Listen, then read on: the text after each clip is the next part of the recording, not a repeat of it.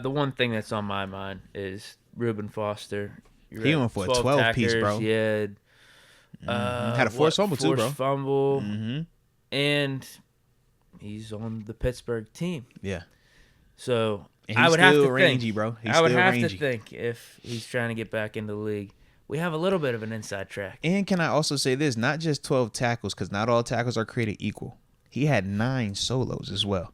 So it wasn't just him JOP jumping on the pile or him getting the, oh, that's a stat for you. It's like, nah, he was the guy. And I did like that, man. I did get a chance to catch some of him as well. We draft Drew Sanders or Campbell or Trenton Simpson. Does that put us out of play for Ruben Foster if he finishes off the season in the USFL really strong? No, I don't think it does at all, because any of these guys that are going to come from the USFL, you don't have to sign them to anything substantial in terms of monetization. Maybe 1 or 2 of these guys So he'd be like a Mark Robinson competition. No. Think of it like this. Well, yeah, you could say it like this.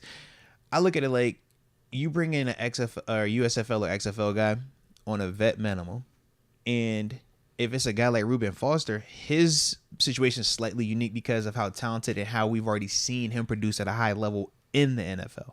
So he would be the only one off the top of my head right now where you potentially say, instead of me paying you the true vet minimum, maybe I give you an extra 200, extra 300,000 if it's close to $1 million. Say your vet minimum is 700 right now. Maybe because it's Ruben, we take you up to $1 million because we already know what you've done here. But the rest of these dudes is vet minimum contracts, league minimum contracts.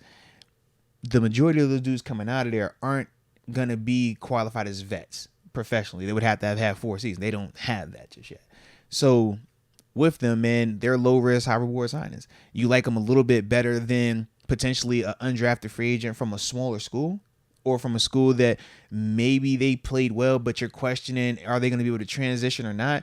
You look at this guy and say, well, he's been playing against NFL competition, even though it's in a different league. Maybe you weight that in favor of this guy. You say, I'd rather give him a chance than this guy from this school where it's, a little bit questionable how talented it really was for him. You think he could play his way into a couple mil? Who, Ruben? Yeah. Like a I think it's 1 year easier 2 for him, or a yeah. 1 year 3. I feel like for him, that would be a lot easier because of how talented he is and because of the fact that we've seen him produce, and his baggage was still very unique. Yes, he's been hurt before, but he's not a guy where we're like, oh yeah, he can't stay healthy. Him is, he had the accusations against him. Now, granted, they all ended up working in his favor, but it's just one of those things where it's like you've had multiple of the bad accusations. Like I said, it still worked out for him, but it's just like that's something that you also have to be able to stomach. You also have to be able to be cool with hopping in bed with that, so to speak. That could be the only thing I can see hurting his true monetization market. But if he plays like how he played in week 1, Ruben Foster's a heck of a player. It's the reason why he played at Bama, was a dog. It's the reason why he was drafted where he was, and it's the reason why he was kicking butt in the league. Like, he's a good player.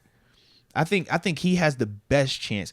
Very similar to when we talked Josh Gordon and we talked Martavis Bryant going into the XFL. And we're like, man, if one of them dudes get off in that league, they're going to have a great chance of coming back to the NFL because we've already seen them do it.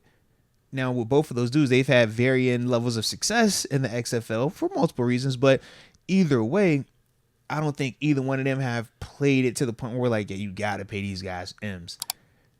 I think for Ruben, he's going to have a chance, though. But it was just 1 week, so we'll see if he can keep it up.